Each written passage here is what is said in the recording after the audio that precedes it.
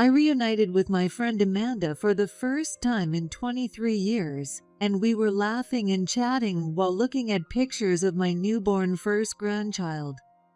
Here's a picture of my grandchild right after she was born. Isn't she adorable? She's really cute, but she doesn't look much like you, does she? Maybe it's because my daughter takes after my husband, but don't you think her eyes look just like mine?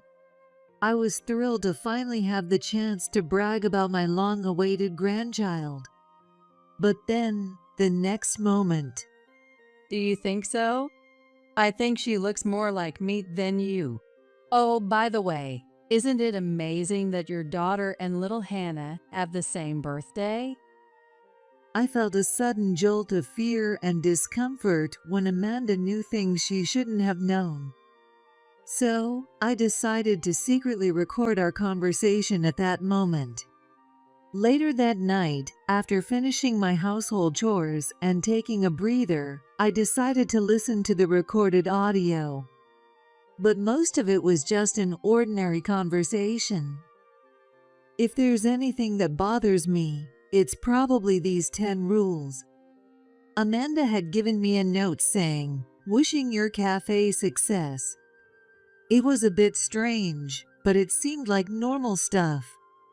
However, as I stared at it for a while, I felt like some letters were slowly floating off the paper. When I put them together in order, it read, "Baby is mine." Surprised by the sudden sense of realization, I then tried to figure out the meaning of the sentence. Your grandchild clearly referred to my first grandchild, who was just born recently. It was a topic we discussed during the tea party, so there was no mistake about that. But what does "it is mine" mean? I couldn't make sense of this part at all. I tried to decipher other parts, but this was the only coherent sentence. Amanda's personality has changed a bit. Maybe it's just a bad joke. I tried to reassure myself and calm my nerves. But at that moment, I had no idea that this was the beginning of a terrifying gift from Amanda. I am Susan White, a former part-time employee in my 40s. My husband, Bob, and I started longing for a rural life after our only daughter, Mary, got married and moved out. A few years ago, my husband decided to take early retirement, so we sold our house and moved back to my hometown. There was an old house left untouched since my parents passed away. We decided to renovate it and open a farmhouse-style cafe. I never thought our dream would come true like this. Let's continue working together. Just the two of us. Absolutely, let's do this. On the night we finished moving in, my husband and I had this conversation, celebrating our new beginning together. However, we had no idea at that time. Little did we know that this move would trigger a terrifying event. For a while after moving back to my hometown, we were busy cleaning the old house and working on the interior construction. One day, I noticed a letter in the mailbox, which was unusual. A letter? But this place is only meant to be a store, so we shouldn't be getting any letters here. Isn't it just an advertisement or a newspaper subscription? It's true that when someone moves into an empty house, things like that are often delivered. However, the letter in the mailbox was clearly not one of those. It's addressed to me, but there's no address on it, and this envelope doesn't even have a stamp.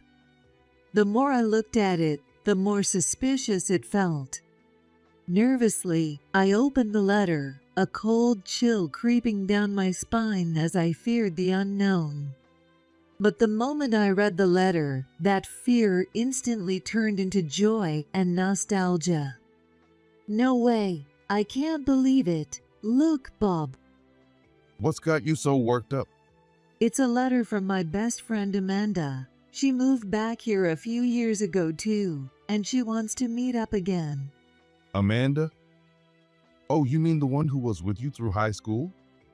She even came to our wedding, didn't she? Yeah. After that, we both got busy and lost touch before I knew it. The Christmas cards started coming back undelivered a long time ago, and we fell out of contact. Now that you mention it, I remember. The cafe's opening preparations are going well, so you should go see her whenever you want. Thanks, Bob. I'll get in touch with her right away. I first met Amanda when I was in the 2nd grade. She had moved to this town because of her parents' work. Amanda was a quiet and reserved child back then. So she often stayed by herself in class, always looking a bit lonely. I was curious about Amanda, but I couldn't find the right moment to talk to her. The thing that brought us together. It was a pencil featuring a popular character at the time. When I saw her carefully putting that pencil into her case, I thought it was the perfect chance and spoke to her right away. Oh, I have the same one. Do you like it too, Amanda? Oh yeah. It's my treasure. Really? Hey, I have a ton of stuff like that at my house. Want to come over and see it? Can I come to your house? Of course. I'm Susan. Nice to meet you. Nice to meet you. Since that day, we were best friends. Even if we weren't in the same class, we spent almost all our time together outside of lessons. We even promised to go to the same college. But then, in the summer of our senior year in high school, Amanda's parents got divorced and she had to move far away. Naturally, she couldn't attend the college we had planned. I cried my eyes out as we said our goodbyes. We promised to meet again someday and exchanged contact information. Even after starting college, we kept in touch occasionally. But between school and part-time jobs, we never had the chance to meet again. We finally saw each other again at my wedding. There was so much I wanted to talk about, but Amanda couldn't attend the reception due to work. After that, I tried to arrange another meeting a few times, but our schedules just didn't match. Eventually, we lost contact. I never thought Amanda would reach out to me. I'm so glad we moved back here. A new chapter in life, and the reunion with a friend who had always been on my mind. My heart was full of happiness that day. The day of our reunion arrived, and I was feeling warm and excited. Amanda, over here. Susan, sorry, did I keep you waiting? Not at all. I just got here myself. Great. Then, let's go. It had been 23 years, and neither of us could hide the signs of aging, but I knew it was Amanda at first sight. It was because of her distinctive mole and the same shy smile she had always had. She looked a bit worn out at the wedding, but she seems healthier now. Back at my wedding, Amanda had mentioned she couldn't join the reception because of work. Although she was well dressed, she looked rather tattered. However, today, Amanda wore light makeup, her skin looked healthy, and she seemed full of life. Amanda must be living a happy life too. With that thought, I was looking forward to our conversation even more. But once we started talking, it was quite different from what I had imagined. First of all, Amanda hardly talked about herself. What kind of job does she have now? How does she spend her weekends? Does she have a family? She wouldn't answer any of these kinds of questions. And with almost every reply, she would say something to change the subject. Let's not talk about me. I want to hear about you, Susan. If she's not talking, maybe it's because she doesn't want to. Even though we were best friends, it's probably not easy to talk about sensitive matters with someone you haven't seen in 23 years. I felt a bit sad about it, but I kept my feelings to myself. So, as Amanda requested, I answered every question she had about my life. Your husband took early retirement, right? Does that mean he got a bigger retirement package? They say it's more than if you retire at 60, but when you think about life after quitting, it doesn't really feel like we gained anything. Oh, how's your daughter? Mary, wasn't it? She's doing well. Oh, actually, she got married last year. And just recently, my grandchild was born. Want to see a picture? Of course. Let me see. To be honest, I was itching to talk about my first grandchild to someone. So at that moment, I was really excited to finally share it. Little did I know this would be the beginning of a nightmare. This is the photo taken the moment my grandchild was born. Isn't she adorable? She's so cute, but she doesn't look like you, Susan. Maybe it's because Mary looks more like my husband, but don't you think her eyes look just like mine? Really? I think she looks more like me than you. Mary's eyes look just like mine too. What? Really? Yes.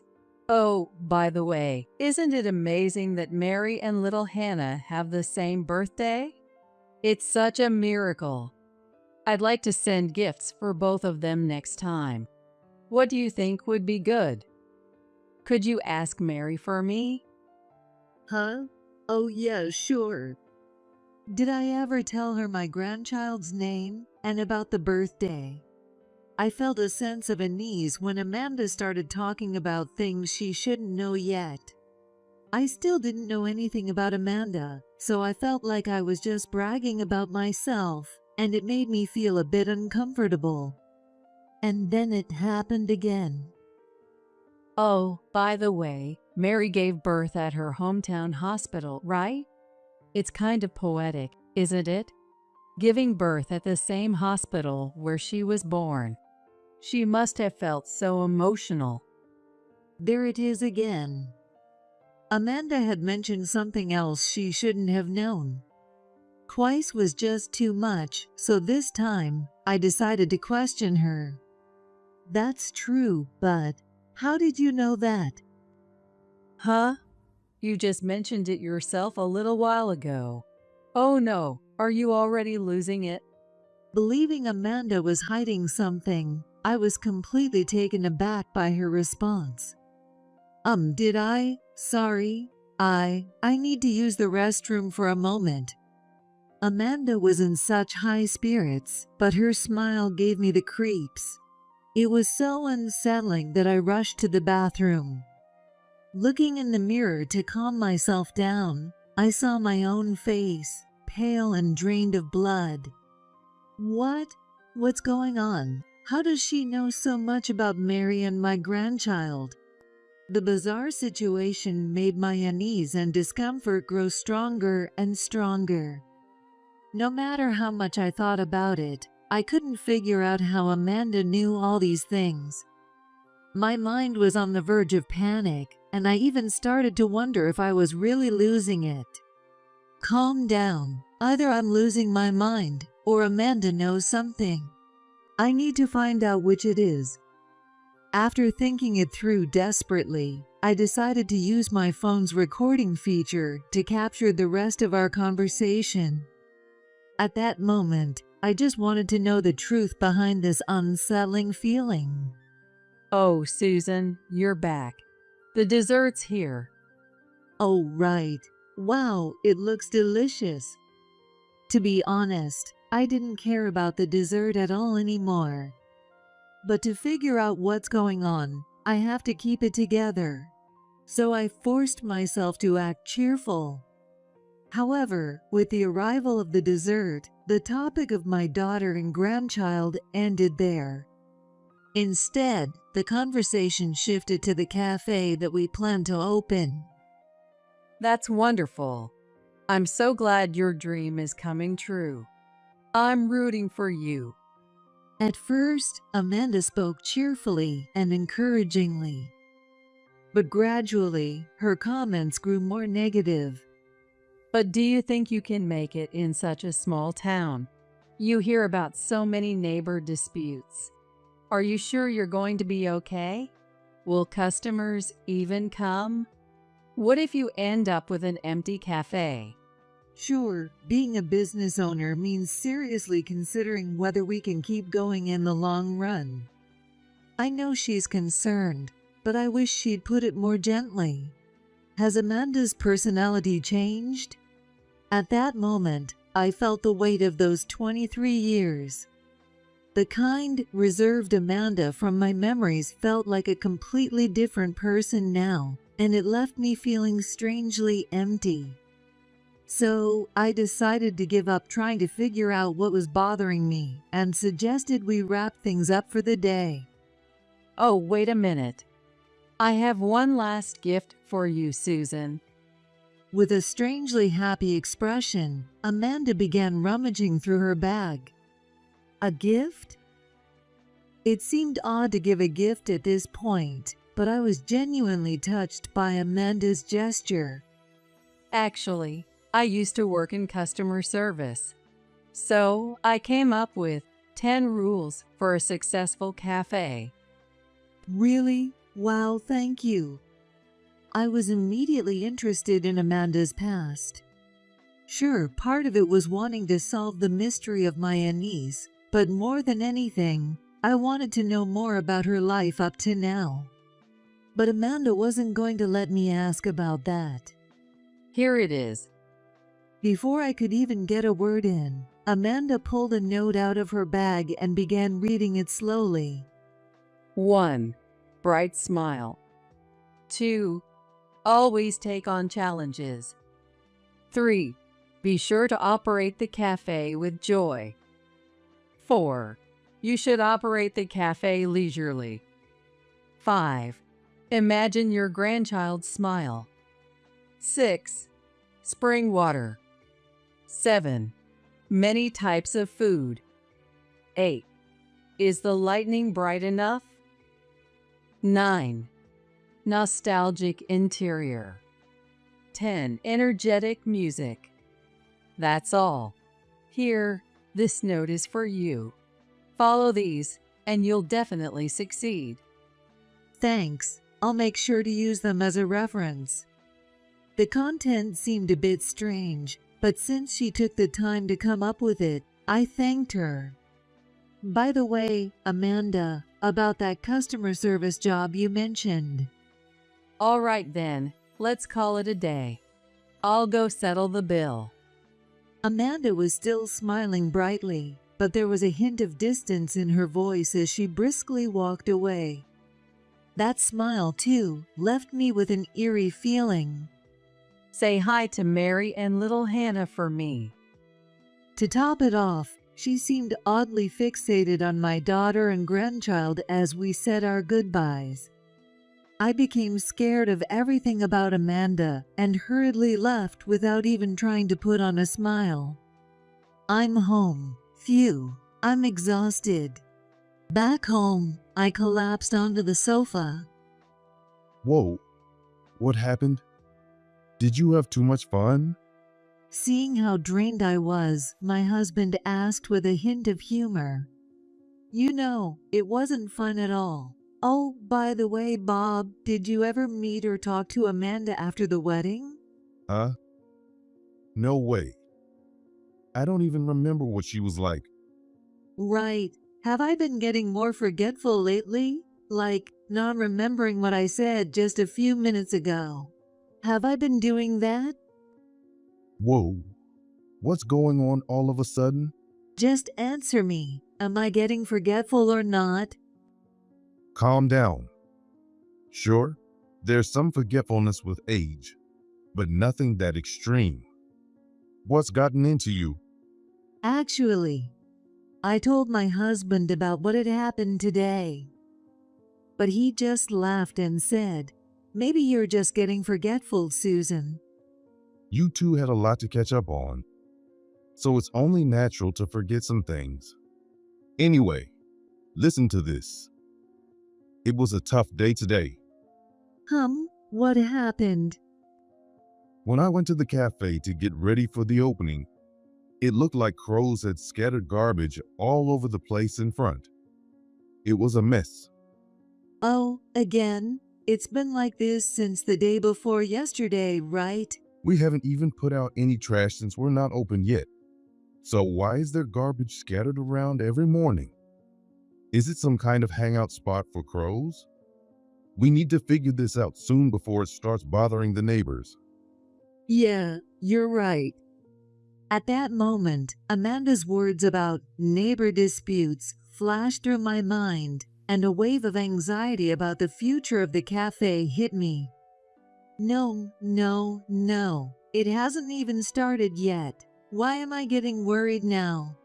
I tried to snap myself out of it and decided to make some sample cafe menu items for dinner to take my mind off things.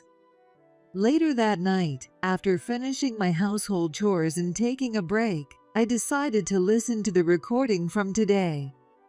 But honestly, since the conversation about my daughter had already ended, it wasn't very helpful.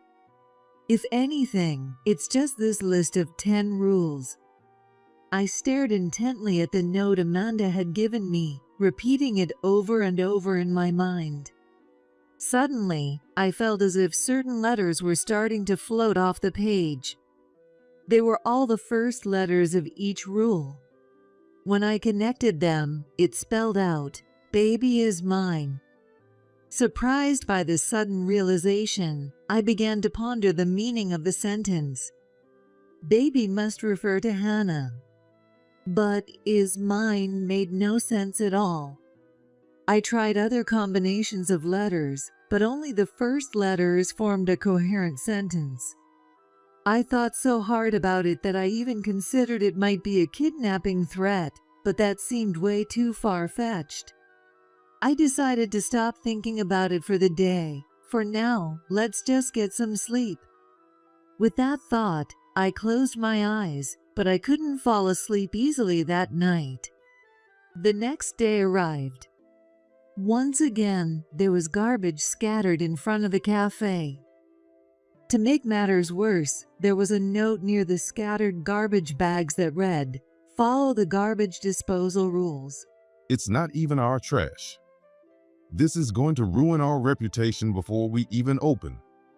For my husband, who was working so hard to make our dream a reality, this trash incident had become the top priority that needed to be resolved urgently. So, we changed our opening preparation plans for the day and focused on tackling the garbage issue. Since I was still tired from the previous night's lack of sleep, I decided to rest at home for the day. However, being alone made me dwell on Amanda, so I couldn't even nap. Before I knew it, I had spent hours staring at the list of 10 rules.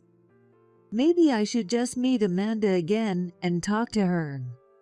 I had just opened my phone to send her a message when it hit me. Oh, now I remember. I noticed that Amanda had included her social media profile link in her latest message. She suggested we exchange social media accounts. I had a gut feeling that I might discover the source of the unsettling feeling, so I accessed Amanda's profile. The first thing I did was check her profile. Ah, I see. Amanda lost her husband quite a while ago. That's why she doesn't want to talk about her family much. Knowing a bit more about Amanda's past gave me a glimmer of hope. But most of her posts were just pictures of desserts or lunches. Maybe the meaning is in the text, not the pictures. Thinking that there might be hidden meanings in the text, like with the list of 10 rules, I spent the next 5 days carefully reviewing all her posts. But there were no posts that resembled that mysterious note. So next, I turned my attention to her social connections.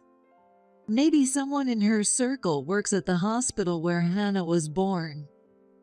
With that thought, I started checking each account one by one from the top. It didn't take long to find a suspicious account.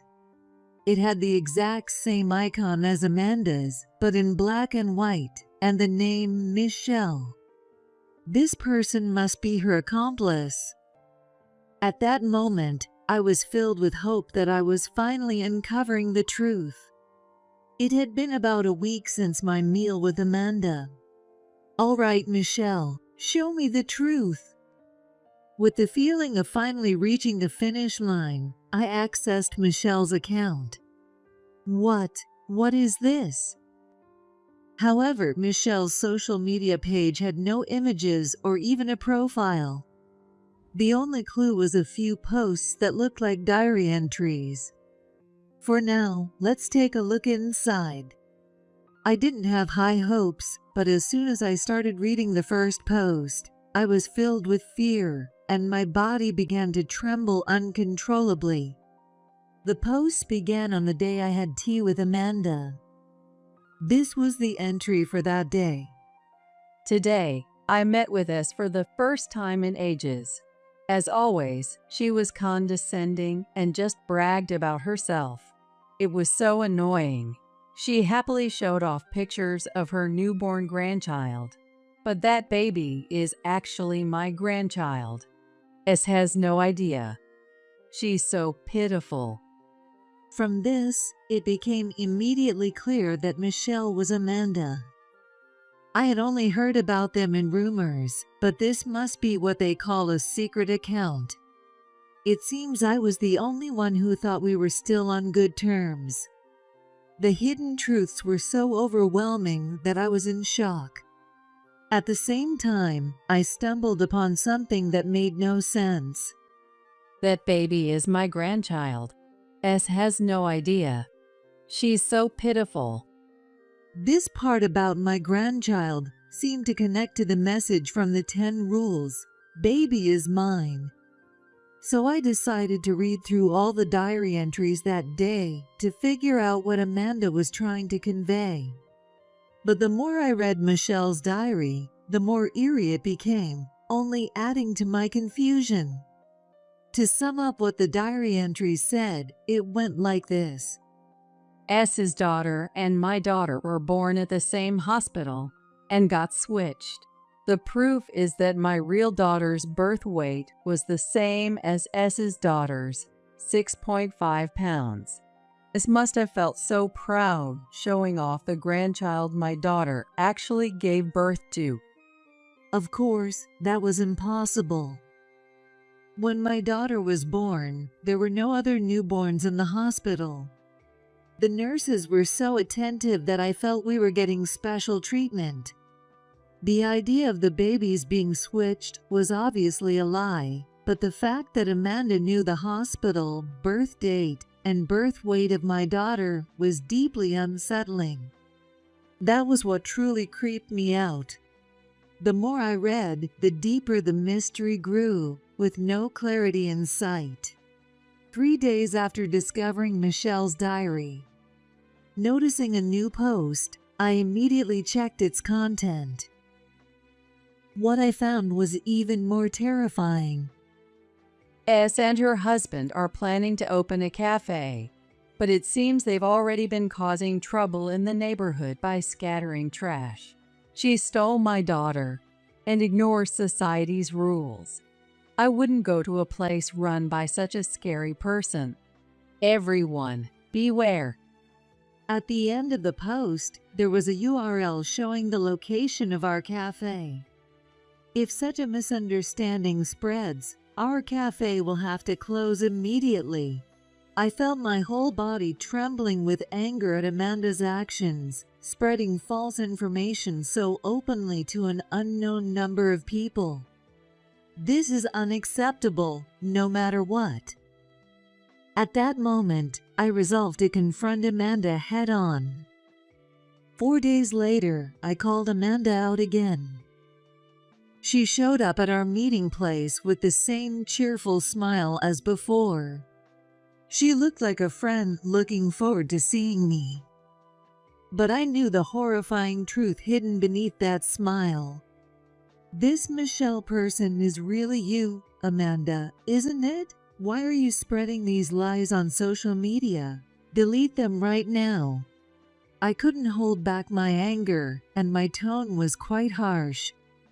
But for some reason, Amanda just laughed, seeming to enjoy my outburst. What's so funny? This isn't a joke or a game.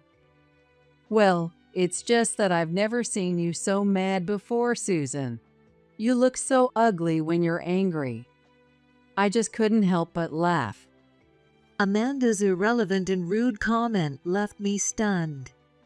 She just laughed, then casually started sipping her coffee. Well, you figured it out quicker than I thought. I expected it to take longer. Maybe those 10 hints helped. I was shocked by the difference in how we were feeling, but it helped me regain my composure. I explained to Amanda that there were no other newborns in the hospital when Mary was born, and I asked her once more to delete her social media posts. However, Amanda flatly refused to delete the posts. Not only that, but she began making outrageous claims. Yes, I wrote lies. They weren't born at the same time. I actually snuck into the hospital and swapped your daughter with mine. The outcome is the same. The child you thought was yours is actually mine. That's impossible. Stop lying and tell me the truth. Impossible or not, that's the truth. Let me ask you this. How do you think I know about the birth? It's because I swapped them. You had no idea you were raising my child. Serves you right. Amanda said this with a smug look on her face and laughed triumphantly. I could only turn away from the reality before me, my shoulders slumping. I don't believe any of this, and neither does he. What do you think? Responding to my call, my husband, Bob, and a man approached from a nearby table. What? How? The moment Amanda saw the man's face, her smug expression turned to shock. I called him to get to the bottom of this. When I asked him about your social media posts, he said he wanted to talk to you directly. No way. Henry, why are you here? That's my line, Mom. No, it wasn't that I was devastated by the idea of my daughter being switched. What crushed me was the fact that someone I trusted and wished to see again, my friend Amanda, hated me so much. Henry, you knew Susan. No, I didn't. I got contacted by them about this situation. Mom, why would you lie like this? It's not a lie. I never told you, but you actually have a sister. That can't be true. You told me, I can't have any more children, but I'm happy because I have you. That's, well, the stork brought her. Mom, this is such an obvious lie. What are you trying to achieve? Henry's raised voice seemed to shrink Amanda, who suddenly appeared like a completely different person. After finding Michelle's diary on social media, I continued looking into Amanda's connections. That's how I found her son, Henry, and reached out to him. To be honest, I didn't expect much and thought that reaching out of the blue would probably be ignored. I've actually been worried about my mom's strange behavior lately. However, Henry reached out to me proactively. With this strong ally, we met with Henry before confronting Amanda to confirm the facts. The truth we uncovered was unexpected. After her parents divorced, Amanda lived with her mother, but during her second year of college, her mother ran off with a man. Later, it was discovered that her mother had accumulated a large debt and loan sharks began harassing them. Amanda dropped out of college and started working nights to pay off the debt. She became romantically involved with a man she met during that time, resulting in the birth of Henry, but she was unable to marry him and ended up as a single mother. When I left home, my mom told me everything about her life, my father, and her health. Her health? Does Amanda have an illness? No, actually, when I was born, they found a condition and had to remove her uterus during the delivery. She told me that's why she has a big scar on her abdomen. I see. So, there's no way Amanda could have had another child besides you, Henry? That's right. Also, my mom's been living in this town for almost 10 years. She said it was her favorite place with the best memories, so it made her feel at peace. But a few years ago, she started acting erratically, suddenly becoming agitated or overly cheerful. The period when Amanda's emotions became unstable. That was the same time when my husband and I moved here. When I heard this, I felt certain it wasn't a coincidence.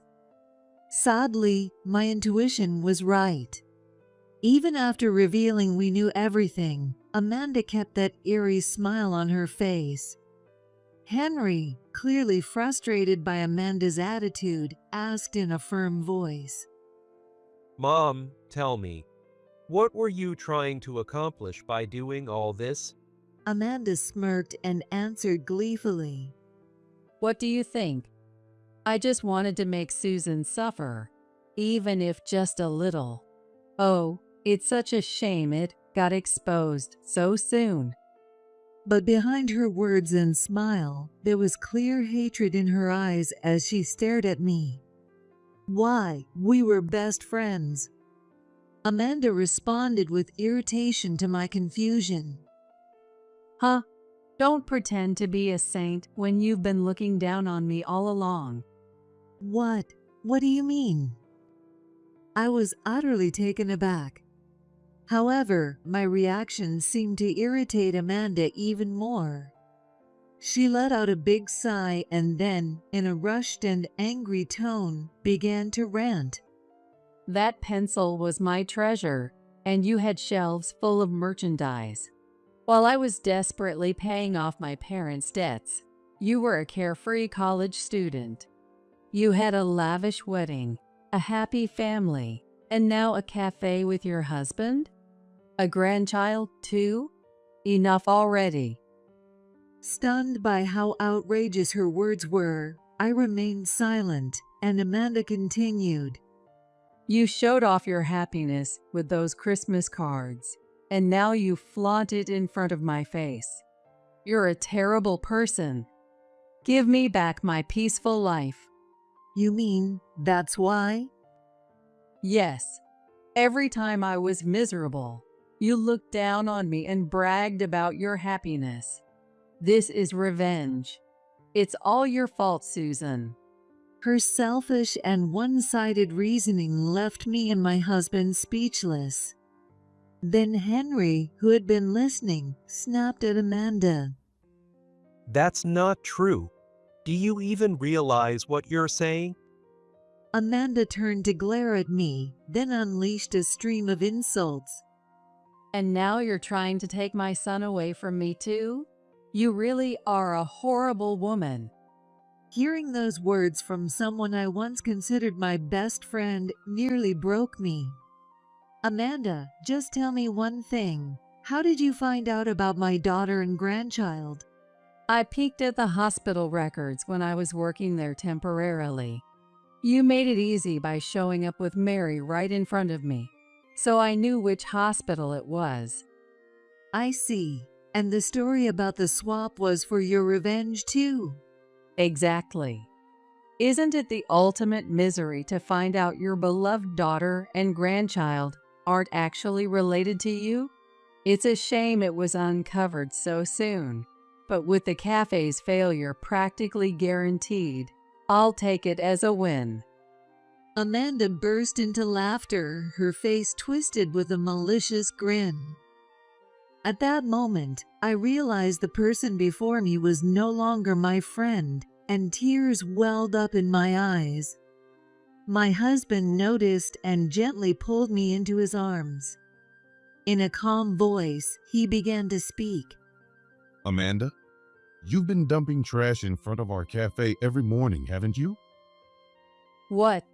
What are you talking about?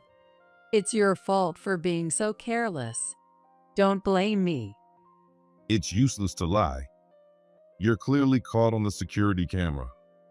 He showed Amanda the footage on his phone. After reuniting with Amanda, my husband had immediately installed security cameras the next day to deal with the trash issue. The camera had captured a woman with a distinctive mole. Amanda, without a doubt. I'm planning to take this to the police. However, if you delete the social media posts and promise never to contact us again, we'll let it go this time. That's really me? Isn't this doctored? But Amanda refused to admit it. Realizing it was pointless to argue, my husband ignored Amanda's denial and decided to resolve things with Henry. As a result, Henry took Amanda's phone and deleted the social media posts right in front of us. He also promised to ensure she would never bother us again. Well, the issue's resolved, but it leaves a bad taste, I said. Amanda left, still muttering about how she was right and how much she despised me. Her intense obsession made me fearful of Amanda all over again. Is this really over? I couldn't help but wonder. Later, my husband looked up some information online and suggested that Amanda might have had paranoid personality disorder.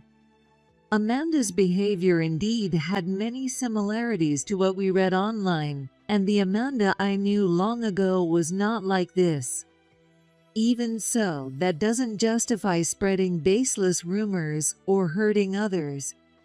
No matter the reason, the bitter aftertaste didn't go away. One day, as we were preparing for the cafe's opening with these heavy thoughts on our minds, another letter arrived in the cafe's mailbox. It was from Amanda. For a moment, my heart skipped a beat, but seeing that this time there was a stamp on it, I realized it had been sent from somewhere far away, which brought me some relief. What could it say? I'm scared to read it. I didn't have the courage to read it alone, so my husband and I read the letter together. Inside, it was filled with harsh words, written with an aggressive hand. Amanda ranted about how she was hospitalized with a terminal illness, and not even her son would visit her. And just like before, she blamed everything on me. It was unfair, she thought, that I was the only one who got to be happy. What if she comes back to cause trouble after being discharged? The fear of that possibility made my spine tingle as the memories of the past returned. However, my husband quickly found out that there was no need to worry. It turned out that Amanda was hospitalized in a facility specializing in end-of-life care. In other words, her illness was beyond treatment. I was heartbroken over the tragic fate of someone who was once my best friend, but realizing that I no longer had to fear going through that again brought me a sense of relief, leaving me with complicated feelings. With those mixed emotions, the cafe's opening day finally arrived. As friends from the community and neighbors streamed in, my daughter Mary came by with her husband and our grandchild. Dad, Mom, congratulations on the opening. Thank you all for coming today. Please, make yourselves comfortable. Thank you. Oh, and here, this is a gift from us to celebrate the opening. Mary handed me a large paper bag. Wow, thank you. Can I open it? Of course. Excitedly, I opened the bag to find a cute teddy bear inside. Its paw was embroidered with Mary's birth date and birth weight. Mary, is this? You mentioned wanting one of these a while ago. You've seemed a bit down lately, so I went all out. Please, take good care of it. It was an original bear that was popular long ago, made to commemorate a child's birth. This teddy bear wasn't just embroidered, it was also made to match the baby's birth weight. Holding the bear, you could feel the weight of your newborn child, bringing back memories of that precious moment. I'm so glad this child is mine, truly glad. As soon as I felt that, tears began streaming down my face. You're so happy you're crying? I'm glad. Mary said this with a joyful smile, hugging me. One of the customers, seeing this scene, said, "Congratulations on the opening," prompting a warm round of applause inside the cafe. I'll never forget this tear-blurred scene. I have so many people around me, I thought, feeling incredibly reassured. There might be more unimaginable hardships awaiting us in the future. But I knew that my husband, Mary, and all of our friends would continue to support me. So I decided to move forward without fear. That's what I resolved to do.